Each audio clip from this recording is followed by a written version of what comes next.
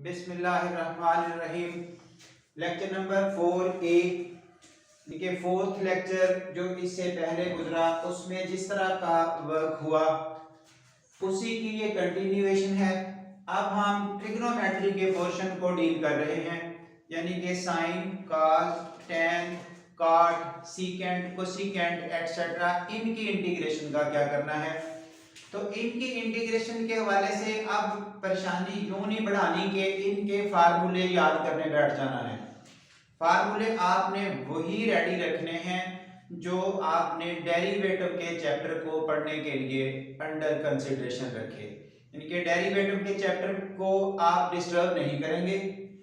इस तरह से फार्मूलों को याद रखेंगे जैसा कि डेरिवेटिव ऑफ साइन एक्स आपको पता है, कॉस एक्स, ये आपने इस चैप्टर के लिए नहीं तैयार किया, आपने तो पिछले चैप्टर डेरिवेटिव को हल करने के लिए ये फार्मूला याद किया और इसको रिलेट करते हुए क्वेश्चन वहां हल किए।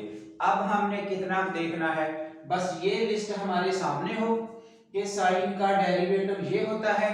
अब जिस जगह ये cos x लिखा हुआ मिलेगा उस पर इंटीग्रेशन का सिंबल अटैच किया तो आंसर वापस ये आ जाएगा sin x। इस तरह ध्यान रखना है, यानी कि याद वही डेरिवेटिव वाला कंसेप्ट रहे। डेरिवेटिव की लिस्ट आपके सामने हो, उससे जो आंसर है अगर कहीं वो मिल जाए उस पर इंटीग्रेशन का सिंबल लगा हुआ तो वापस ला के ओरिजिनल स्टेटमेंट बना दे। इस तरह के अब ग्रुप बनाए जाएंगे जिन ग्रुप्स में आपको कंटिन्यूसली वो लगातार स्टेटमेंट्स इकट्ठी मिलेगी जिसमें इनकी प्रैक्टिस क्लियर हो जाएगी।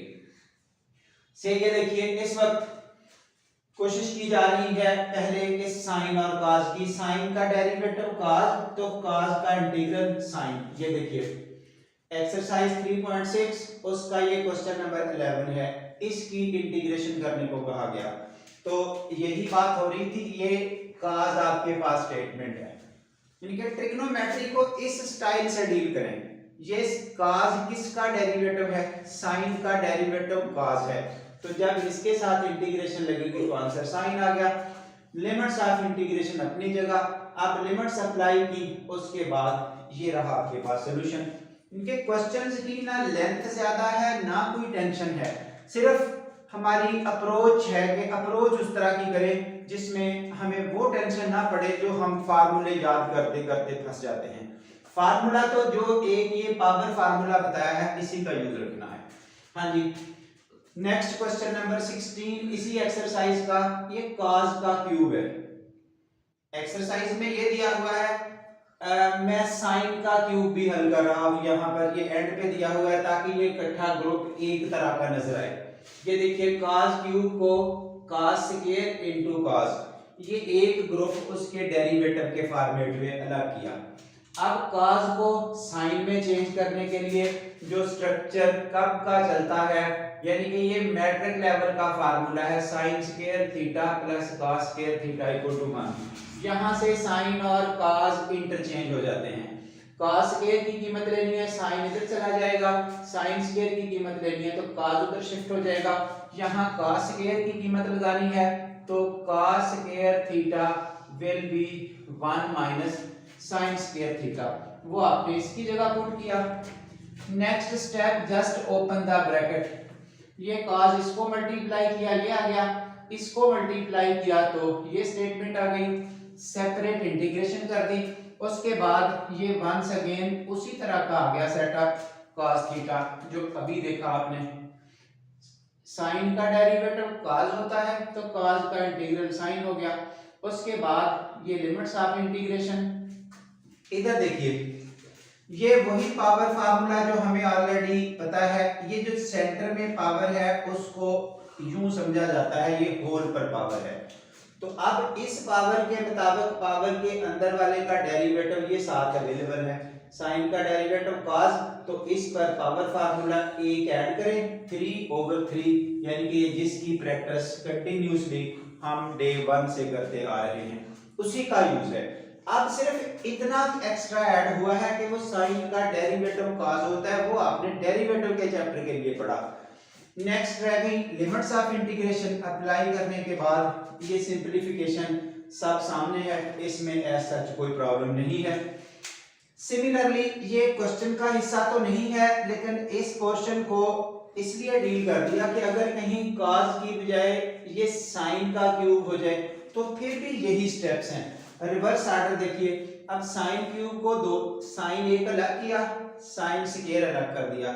sin स्क्वायर को अब 1 माइनस cos स्क्वायर, ये देखिए 1 माइनस cos स्क्वायर। तो इसके मुताबिक फिर ब्रैकेट ओपन की, बिल्कुल सेम स्टेपिंग, ब्रैकेट ओपन करके दो स्टेप्स बनाए। इस वक्त ये साइन आ गया और ये cos आ गया।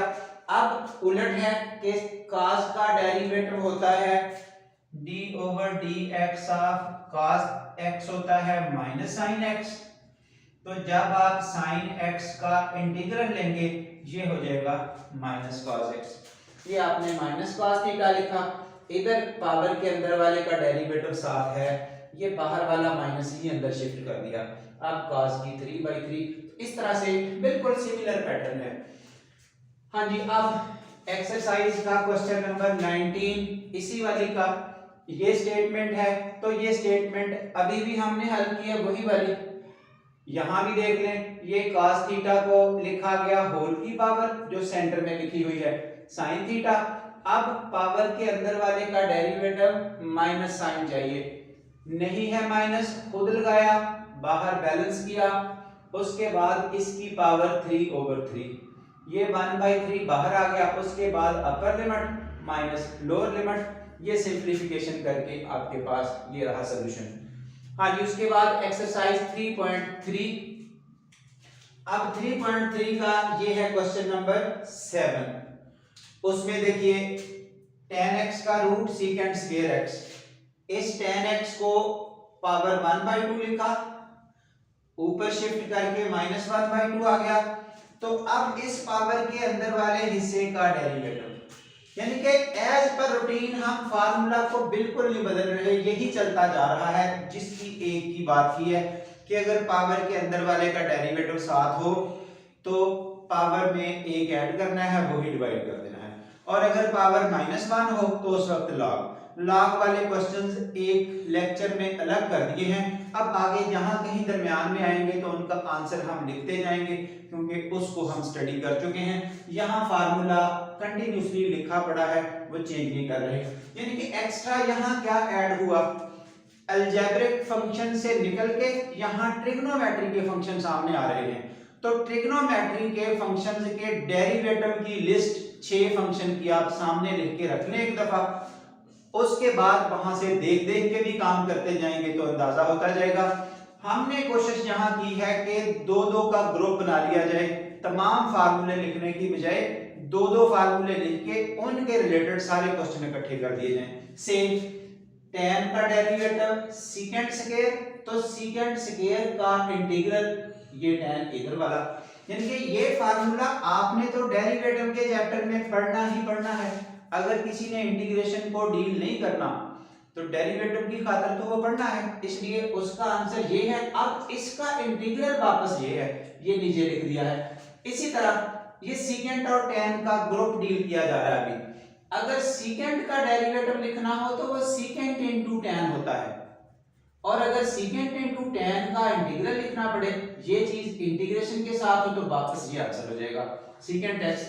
तो इनका जरा शेड्यूल देखिए। अब इन दोनों फार्मूलों की प्रैक्टिस यहां करवाई जा रही है, उसके बाद नेक्स्ट लेक्चर कंप्लीट इन्हीं दोनों फार्मूलों का है।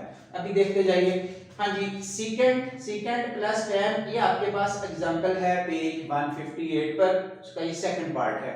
ये देखिए, जस्ट ब्रैकेट खोली, secant into secant, secant square, आगे सीकेंट इनटू tan, इसकी इंटीग्रेशन अलग, इसकी अलग। तो अभी ये देखिए, tan का डेरिवेटिव सीकेंट स्क्वायर, तो सीकेंट स्क्वायर का इंटीग्रल tan, ये सीकेंट स्क्वायर का इंटीग्रल, लिमिट्स अपनी जगह। सीकेंट इनटू tan, सीकेंट का डेरिवेटिव होता है सीकेंट इनटू tan, तो उसका इंटीग्रल वापस सीकेंट 0 to π/4। अब यहाँ इसको इधर कन्वर्ट करते हुए लिमिट्स अप्लाई की, upper limit minus lower limit, upper limit minus lower limit. tan 45 1 होता है, tan 0 0 होता है, ये सेट π/4। आप cos π/4 को देख सकते हैं, cos π/4 ये होता है 1/√2, तो सीकेंट इसका रेसिप्रोकल है, ज़ाहिर है अंडर रूट 2/1 हो जाएगा। सो सीकेंट का अंडर रूट 2 माइनस सीकेंट 0 1। अब ब्रैकेट ओपन की तो ये 1 और 1 cancel, remaining is the result. इस चीज को देखते हुए अब आप कंफर्मेशन कर सकेंगे इंशाल्लाह। ये यानी कि जितना ट्रिग्नोमेट्री से हम डरेंगे उससे सॉल्यूशन नहीं है। अब डरने का मतलब ये नहीं कि हमने कुछ करना ही नहीं। तो ग्रुपिंग का मकसद है इस वक्त इन दोनों फार्मूलों की प्रैक्टिस अब आगे बढ़ रही है। अगले लेक्चर में कंप्लीट ये ऐसे ही याद हो जाएगा, जिसने डेरिवेटिव में भी याद नहीं किया उसको यहां पढ़ पढ़ के ही याद हो जाना है। जब इस तरह के तमाम क्वेश्चंस ढूंढ के तमाम चैप्टर से एक जगह इकट्ठे कर देने हैं। So thank you very much, यहां तक का